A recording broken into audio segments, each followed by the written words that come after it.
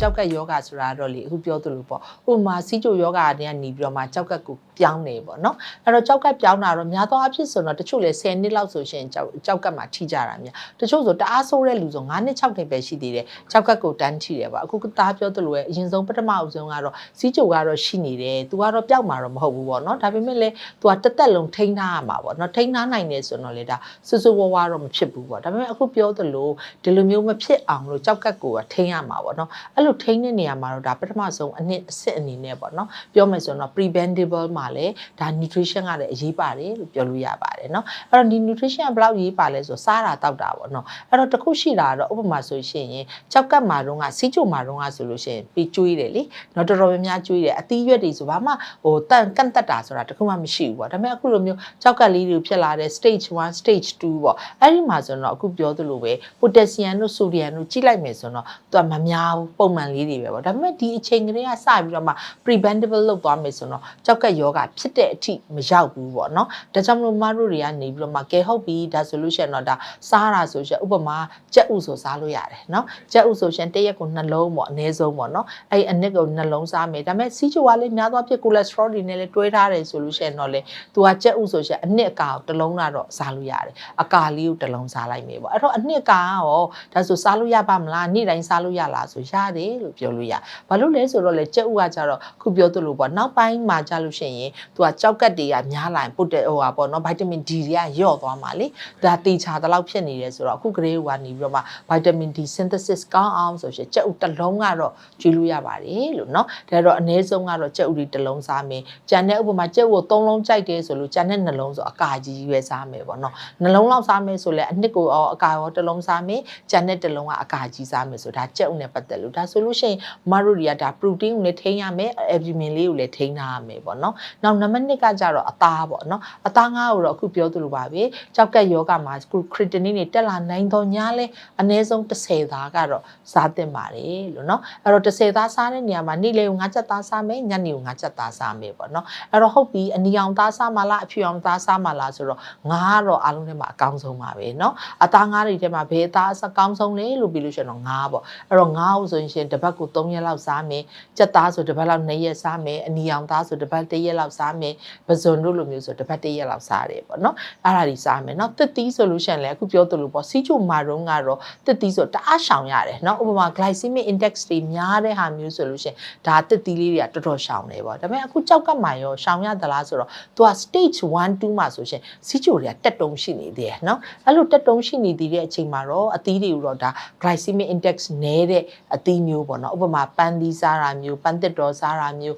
ငကမောက်သီးစားတာမျိုးမင်းကွတ်သီးစားတာမျိုးဆိုစားလို့ရတယ်နော်ဥပမာတရက်သီးတို့ဒူးရင်သီးတို့ဆိုတော့ဒါမစားနဲ့ပေါ့ဒါလိုဒီလိုအချိန်မှာပေါ့နော်ဒါလေးတွေကတော့ရှောင်ကြဖို့အရေးကြီးအဲ့လိုပဲဟင်းသီးဟင်းရွက်တွေစားမယ်လို့ကြည့်လိုက်လို့ရှိရင်ဟင်းသီးဟင်းရွက်တွေအားလုံးမှာ potassium အများတန်းပါအဲ့တော့ဒီ potassium တွေပါတဲ့အတွက်ကြောင့်မလို့အခုအရွယ်ကလေးက stage 1 2ကလေးကနေတော့ potassium လေးကိုထိန်းနိုင်နေဆိုရင်3 4ကျန်တယ်တအားကြီးဆိုးကြီးမဖြစ်တော့ဘူးပေါ့နော်အဲ့တော့ဥပမာဆိုရှင်ဟင်းသီးဟင်းရွက်လေးတွေကိုဆိုရေနွေးနဲ့ဆေးလိုက်မယ်ရေနွေးနဲ့ခဏလေးပြုတ်လိုက်မယ်ပြီးတော့မှကြော်ချက်ပြီးစားမယ်ဆိုရင်ဒါအရွက်တွေထဲမှာပါတဲ့potassium တွေอ่ะဆိုတော်ရုံတန်ပါသွားတာပဲเนาะအဲ့တော့ဆိုရှင်ဒါလေးတွေကိုရှောင်လိုက်တာပေါ့เนาะအဲ့တော့ဒီ potassium နည်းတဲ့အသီးဟင်းသီးဟင်းရွက်တွေကတော့ဥပမာခရမ်းသီးတို့လိုကြောက်ဖြုံသီးတို့လိုမျိုးဘူးသီးတို့လိုမျိုးဆိုရှင်ဒါနည်းသွားတယ်ပေါ့เนาะဥပမာကိုက်လန်ရွက်တို့လိုမျိုးဆိုတော့ဒါ potassium များပါတယ်ပေါ့เนาะဒါလေးတွေကတော့ဒါဂရုစိုက်ပြီးတော့စားရမယ်အဲ့လိုပဲပဲတွေတိုဖူးတွေစားတဲ့ခါမှာဆိုလို့ရှိရင်ဥပမာကလဘဲတို့လိုမျိုးဆိုရှင်ဒါ potassium ပိုပါတယ်เนาะဥပမာပဲနီလေးစားတာမျိုးတို့နောက်ပြီးတော့မှပဲလိပ်ပြာစားတာမျိုးကြတော့ potassium အများကြီးမပါဘူးအဲ့လိုမပါတဲ့အတွက်ကြောင့်ဒါမျိုးဆိုပဲနီလေးတို့ဒါလေးစားပဲလိပ်ပြာတို့တော့စားလို့ရတယ်ပဲကြီးဆိုစားလို့ရတယ်ကလဘဲဆိုလို့ရှိရင်တော့ဒါတစ်ပတ်ကိုတစ်ခေါက်လောက်ပဲစားမယ်ပေါ့အခုကလေးကနေပြီးတော့မှနည်းနည်းလေးကြည့်ထားလိုက်တယ်ဆိုလို့ရှိရင်အသီးရွက်တွေပေါ့နော်ဒါအခြေခံလေးပေါ့အဲ့ဒါဆိုလို့ရှိရင်တော့လေဒါပြောမယ်ဆိုရှင် preventable လည်းဖြစ်တယ် stage ကပိုပြီးတော့မဆိုးလာဘူးပေါ့နော်အဲ့လိုပဲကုသတဲ့နေရာမှာလည်းဒီလိုအစားအသောက်လေးတွေကိုရှင်ပြီးမှစားတယ်ဆိုရှင်ဒါကောင်းကျိုးတွေတော့အများကြီးရသွားမှာပေါ့ဒီလားနော်အဲ့တော့ဆရာရဲအနေနဲ့ကရောဒီလို preventable ပါဖြစ်တခြားပေါ့နော် energy နဲ့ပတ်သက်လို့ရောသားဆိုရင်ရော supplement တွေရောဘာတွေပေးသလဲနောက်ပြီးတော့ဘယ်လိုမျိုးတွေနဲ့ကဒီ energy တွေရစီသလဲဆိုတာလေးပြောပြပေးပါအောင်နော် ကျွန်တော်တို့လူနာတွေမေးကြတာတော့လေကြောက်ကက်ဖြစ်တော့သူကအားသေးရလဲတောက်ချင်တာပေါ့နော်ချက်အားသေးတောက်ချင်တဲ့ခါကျတော့ကြောက်ကက်ဖြစ်ပြီဆိုအရန်ကြောက်ကြရလေကြောက်ကက်ပူဆိုးတော့မှဆိုတယ်နောက်ဆရာဝန်တွေကလည်းဆရာဝန်မညွှန်ကြရင်အားသေးရအစားလုံးဝမတောက်ခိုင်းဘူးပေါ့နော်အဲ့လိုမျိုးရှိတဲ့အခါမှာကျွန်တော်တို့ဒီဟာရဆရာဝန်တွေနဲ့ကြတော့ဟိုလူနာတွေကိုပြောပြရတာရှိပါတယ်ချက်အဲ့တော့ဟိုအဓိကတော့နံပါတ်1ကတော့ဘာလို့ကျွန်တော်တို့ကပေးလိပေးတာရှိလဲဆိုတော့ငါးကြီးစီပေးတယ်ပေါ့နော်အားသေးတောက်မယ်ဆိုရင်တော့ဟိုငါးကြီးစီကြတော့ဒီပင်လယ်ငါးတို့ဘာတို့ကရတယ်ဆိုတော့ညာလေဒီမြန်မာလူမျိုးတွေစားတဲ့စားတော့ဓာတ်ရက်ထဲမှာကြတော့သူကပါတာနည်းနည်းနေတာပေါ့နော်နောက်ဒီကြောက်ကက်ယောဂလူနာတွေကကြောက်ကက်ဖြစ်ပြီဆိုရင်သူပုံမှန်ထက်ပိုပြီးတော့နည်းနည်းသွေးကြောပိတ်ဖို့ခွင့်ရလေးလည်းတက်တယ်ပေါ့နော်ချက်အဲ့လိုလေးရှိတော့ငါးကြီးစီတောက်ရင်တော့သွေးကြောပိတ်တာကာကွယ်တယ်ဘာညာဆိုတဲ့သူတေသနာစာတမ်းတချို့လည်းရှိတဲ့အခါကျငါးကြီးစီပေးတယ်နောက်တစ်ခုကတော့ဒီချက်ခုနပြောရတဲ့မှာလည်းပါတယ်ဗိုက်တာမင် D ပေါ့နော်နောက်တစ်ချက်ကြောက်ကက်ယောဂပိုပြီးဆိုးလာတယ်ယောဂတက်တန်းကြာလာတဲ့မြန်သူကဗီတာမင် D အရင်ချုပ်တယ်ဒါပေမဲ့ဗီတာမင် D ကြောက်လဲเนาะခြေဒီမြန်မာလူမျိုးတွေအနေနဲ့ဟိုအသွားနှစ်ဖက်ဖြစ်နေတာပေါ့เนาะတော့ကြောက်ကယောဂမှာကျွန်တော်တို့ကဒီနေအောင်ကြီးကောင်းကောင်းရတဲ့နိုင်ငံဖြစ်တဲ့အတွက်ဒီချိန်ကပြောသလိုအာဟာရကိုလည်းတေချာဉာဏ်ပညာရှိစားမယ်ဆိုရင်ဗီတာမင် D အထိုက်လျောက်ရမယ်ဒါပေမဲ့ကြောက်ကယောဂရဲ့ဖြစ်စဉ်ကြောင့်ကသူကဆုပ်ယူမှုလည်းကြာသွားတယ်ဦးလန်းကြောင့်ဆုပ်ယူမှုကြာသွားတယ်နောက်ယောဂကြောင့်လည်းဗီတာမင် D ကပို့လို့တဲ့တချို့ဖြစ်စဉ်တွေရှိတယ်အဲ့ဒီခါမှာဗီတာမင် D ကိုသူကတောက်သုံးပေးရတာရှိတယ်ဒါပေမဲ့အရေးကြီးတာကတော့ပုံမှန်လူတွေလိုဟိုရှောက်ပြီးတော့ပေါ့เนาะ line ပေါ်မှာပြောနေသလိုတောက်တာမျိုးထက်ဆိုင်တော့သွေးထဲမှာပေါ့နော်ချက်ဒီဗီတာမင် D level ခုမြန်မာပြည်မှာလည်းစစ်လို့လွယ်နေပါပြီစစ်ကြည့်ပြီးတော့ဒီလိုဗီတာမင် D ချိုးတဲ့ဆိုရင်တော့ဒီလိုအာဟာရဆရာဝန်ကြီးနဲ့တိုင်ပင်ပြီးတော့ဒါဘယ်လောက်တောက်ရမလဲပေါ့နော်ဘယ်နှထောင်တောက်ရမလဲဘယ်လောက်တောက်ရမလဲအတိုးရှော့ဘယ်လိုလုပ်ရမလဲဒီလိုတောက်တင်တယ်ဒီလိုဗီတာမင် D ကမချိုးတဲ့သေးဘူးဆိုရင်တော့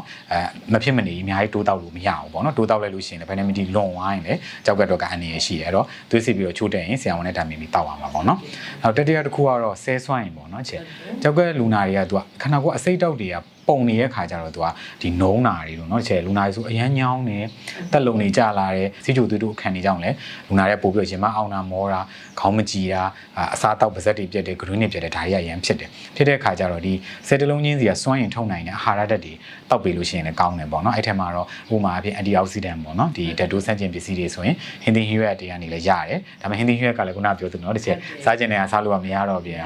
်အဲ့ခါကျတော့ဒီ COQ10 လို့ဖြစ်ဆွတ်စားရဆိုတော့ခုနောက်ပိုင်းသူတေသနာစာရန်တွေရလဲနည်းနည်းအန်ရီကင်းကင်းနဲ့ပေါ့နော်ဒီကြောက်ကက်လူနာတွေမှာတောက်လို့ရတယ်ကျွန်တော်တို့ကတော့ဒီလူနာတွေရဲ့သူတောက်ချင်တဲ့ဆန္ဒရှိရဆိုရင်တစ်နေ့ကို100 mg တို့200 mg တို့ပေးပါတယ်ဒီ COQ10 လေးတောက်လို့ရှိရင်တော့အိပ်ပျော်တယ်တို့ညောင်းတာလေးတက်တာတယ်တို့ဒီလိုမျိုးပြောတယ်ပေါ့နော်ခေါင်းကြည့်တယ်တက်လုံလေးလည်းတိုးတက်လာတယ်အဲ့လိုမျိုးလေးပြောကြတယ်ပေါ့နော်နောက်တစ်ခုကတော့အာဟာရမှုန့်နေပေါ့နော်ချက်အာဟာရမှုန့်နေတောက်တဲ့ခါမှာလည်းကျွန်တော်တို့ဒီအာဟာရဆရာဝန်တွေအနေနဲ့ကတော့ဒီကြောက်ကက်လူနာတွေမှာပုံမှန်သုံးတဲ့ renal formula တွေပေါ့နော်တစ်ချက်တို့အမြဲတမ်းသင်ပေးထားတယ်ဒီ renal formula တွေကတော့ဈေးကွက်ထဲမှာလည်းရှိပါတယ်ရှိတဲ့ခါကျတော့ဟိုအဓိကတော့ကျွန်တော်တို့ကနှစ်ပိုင်းခွဲလိုက်တယ်ပေါ့ကြောက်ကက်မဆေးခင်မှာဖြစ်တဲ့ကြောက်ကက်အားနေတဲ့အဆင့်နဲ့ကြောက်ကက်ဆေးနေပြီဖြစ်တဲ့ကြောက်ကက်ယောဂပေါ့အဲ့တော့ဒီ pre dialysis ပေါ့နော်ကြောက်ကက်မဆေးသေးဘူးဆိုရင်ကျွန်တော်တို့က formula တစ်မျိုးကိုရွေးချယ်ပေးရတယ်ကြောက်ကက်ဆေးနေပြီဆို formula တစ်မျိုးပေါ့သူထဲမှာပါတဲ့ဒီ protein ဓာတ်ကဲအသားဓာတ်ကဲပါဝင်မှုပေါ်မူတည်သွားတာပေါ့နော်ချက်ဒီလိုဟာမျိုးတွေကိုလူနာတကယ်လို့ပါဇက်ကကောင်းကောင်းစားနိုင်နေဆိုရင်တော့ကျွန်တော်တို့ကဟိုလူနာကဒါရည်ရှိသွားမယ်ယောဂဖြစ်တဲ့အတွက်ကျွန်တော်တို့ကနည်းနည်းပဲလိုအပ်တဲ့လောက်ပဲတောက်ခိုင်းတာပေါ့နော်လူနာအောင်မှာစေယုံတက်ရတယ်တို့အဖျားပိုးဝင်လို့ပိုသက်စီတွေထိုးနေရလို့အော့အန်နေရလို့ဆိုရင်တော့ဒါပါဇက်ကနေများများတောက်ခိုင်းတယ်နောက်မှကြောက်ကက်စီးရဲ့ချိန်တို့ခွဲစိတ်မှုတစ်ခုလှုပ်ထားရတယ်တို့ဒါမျိုးဆိုရင်တော့ပါဇက်ကမစားနိုင်တော့ဘူးအဲ့လိုချိန်တွေဆိုရင်တော့ကျွန်တော်တို့ကကြောက်ကက်အာဟာရမှုန့်ကိုဒီသူပါဇက်ကမစားနိုင်တဲ့အတွက်အာဟာရမှုန့်ပို့ပြီးတော့တနေ့ကို2ချိန်တို့4ချိန်တို့ဒီလိုမျိုးတက်ရတာလည်းရှိတယ်အဲ့ဒီထဲမှာဒီအခုနောက်ပိုင်းခစ်စားလာတာပေါ့နော်ချေဒီ derivativesအာဟာရမှုန့်ပေါ့အဲ့တော့ derivatives ကတော့လေချေကျွန်တော်ဖတ်ကြည့်လိုက်တော့လေချေအရင်တော့ကျွန်တော်တို့မိဘတွေတော့တောက်တယ်ကျွန်တော်လည်းခုတောက်ဖြစ်ပါတယ်ဆိုတော့ဟိုအရင်တော့ဒီအဓိကဟိုအာကစားလုပ်တဲ့ချိန်ပေါ့နော်ချေဒီအာကစားလုပ်တဲ့ gym ဆော့တယ်ပြေးတာတွေပိုင်းလုပ်တယ်ဆိုရင်သူအဲ့ဒါလေးတောက်မောတာတော်တော်တက်တာပေါ့နော်အဲ့တော့ကဘာမှာလည်းဒီလွန်ခဲ့တဲ့10နှစ်15နှစ်လောက်တည်းက derivatives ကစတိလာတဲ့ချိန်မှာဟိုတက်လုံတော့ပေါ့နော်ချေလို့ gym ဆော့တဲ့သူတွေ gym trainer တွေ body builder တွေတောက်ကြတယ်ဒါပေမဲ့နောက်ပိုင်းကျတော့သူကဒီ derivatives ရဲ့တိဆောက်ထားပုံကကျွန်တော်တို့ကဒီအစားစားတယ်ဆိုတာလူတွေအစားစားတဲ့ရွေးချက်ကစွမ်းရင်ထုတ်ဖို့ပေါ့နော်ဆိုအဲ့စွမ်းရင်ထုတ်တဲ့နေရာမှာသုံးတဲ့ဒီတကြားဓာတ်လေးပေါ့နော်ချေပန်းတိုရှူဂါပေါ့အဲ့ပန်းတိုရှူဂါလေးနဲ့ဒီ derivatives နဲ့သူကပုံစံတူနေတာပေါ့နော်ချေပုံစံတူတဲ့ခါကျတော့သူကဒီ derivatives တောက်လိုက်တဲ့ဆိုရင်ဆဲတဲ့ဝင်သွားပြီးတော့သူကချေဒီ energy ပေါ့နော်စွမ်းရင်ပေါ့ ATP molecule ကိုသူကထုတ်ပေးလိုက်တယ်အဲ့တော့ကျွန်တော်တို့တွေကအခုလို ဟောပြောတာကြီးလုံနိုင်တယ်မှာဆရာဝန်တွေဆိုစီးကူးနိုင်တယ်ဒီလိုမျိုးကြီးလုံနိုင်တယ်ဆိုတာကဒါခန္ဓာကိုယ်ကစွမ်းရင်ပြေဝနေလို့ပေါ့နော်စွမ်းရင်မပြေဝရင်အများနဲ့နှုံးချနေမယ်အရာတွေလဲနေမယ်ပေါ့ဆိုတော့အဲ့စွမ်းရင်ထုတ်တဲ့ဖြစ်စဉ်မှာဒီ derivable အာဟာရမှုကကူညီပေးတာဖြစ်တဲ့အတွက်ဒီစွမ်းရင်ရောကြနေတဲ့ယောဂဖြစ်တဲ့ဒီလိုနာတာရှည်ကြောက်ကယောဂတွေမှာလည်းသူကအသုံးတဲ့အောင်သွားတွေ့ရတယ်ဆိုတော့အဲ့ဒီတွေးရှိချက်လေးကနေတစ်ဆင့်ဒီသိပ္ပံပညာရှင်တွေဆေးပညာရှင်တွေသူကသုတေသနတွေဆက်လုပ်ကြတယ်ပေါ့နော်ဘာလို့ဆိုတော့ဒါလူတွေမှာဒီကြောက်ကလူနိုင်မှာတောက်သုံးမှုအနေရကင်းလားမကင်းလားတကယ်အကျိုးရှိလားဒါကိုဆေးသိပ္ပံပညာရာ study လုပ်လိုက်တဲ့ခါမှာလည်းကောင်းကျိုးပြုတာကိုတော့တွေ့ရတယ်ပေါ့နော်ဆိုတော့ဒီလိုမျိုးလေးရှိပါတယ်ဒါမဲ့လည်းခုနပြောသလိုအရေးကြီးတာကတော့အာဟာရအရေးကြီးပါတယ်စေဝါကုသမှုတွေအရေးကြီးတယ်နောက်ပြီးတဲ့ခါမှာလူနာလိုမစားနိုင်ဘူးအားသေးတောက်ချင်နေဆိုရင်တော့ဒီအခုပြောသွားတဲ့ဟာလေးတွေကိုသူကတောက်သုံးပေးလို့ရတယ်ပေါ့နော်နောက်ပြီးတော့ဒီကြောက်ကဆေးတဲ့အချိန်ပေါ့နော်ကြောက်ကဆေးပြီးဆိုချို့လူနာတွေကြတော့ဟိုမှာချယ်လို့ရှိမှကျွန်တော်တို့တွေဒါစာသင်ရတဲ့ကာလတွေတော့ဆိုရင်လည်းတစ်ပတ်ကိုတချို့ဆို2ရက်3ရက်ဆေးရတာထိအောင်ရှိရပေါ့နော်ချို့ကြလည်းတစ်ပတ်1ရက်အဲ့လိုဆေးရင်သူကကြောက်ကဆေးတဲ့ရက်မှာအစိတ်တွေကိုသူကဒီတဘာဝတိုင်းကြောက်ကဆွန့်ပစ်တာမဟုတ်ဘဲနဲ့ဆက်နဲ့ chemically ပေါ့နော်ဒါဖြော်ဆက်ပြီးတော့ဆေးရကနေစက်ကနေဆွဲချလိုက်တာဖြစ်တဲ့အတွက်သူကကြောက်ကဆေးပြီးခါမှာနှုံးကြသွားတာပေါ့နော်အဲ့လိုဖြစ်သွားတယ်အဲ့လိုအခြေအနေမှာဆိုရင်ကြောက်ကဆေးတဲ့ရက်မှာကိုပဲသူက derivable တွေတောက်ပေးလို့ရတယ်ပေါ့နော်ဒါကြီးလည်းသူတည်တယ်လို့ထားရရှိပါတယ်နောက်ချက်ကကျတော့စီးကြိုရောပေါ့နော် derivable ကသူကခုနလိုတကြားတတ်ပေါ့ပန်းတို့ရှူကဖြစ်တဲ့ခါကျတော့ဒါတောက်လို့ရှိရင်စီးကြိုတွေတက်မလားဆိုလူနာရဲ့စိုးရိမ်ကြတယ်ဒါပေမဲ့သူ့ရဲ့တကြားတတ်ကကျတော့ခုနပြောသလိုဆဲတဲ့ကိုဝင်ပြီးတော့စွန့်ရင်ထုတ်တဲ့တကြားဖြစ်တဲ့အတွက်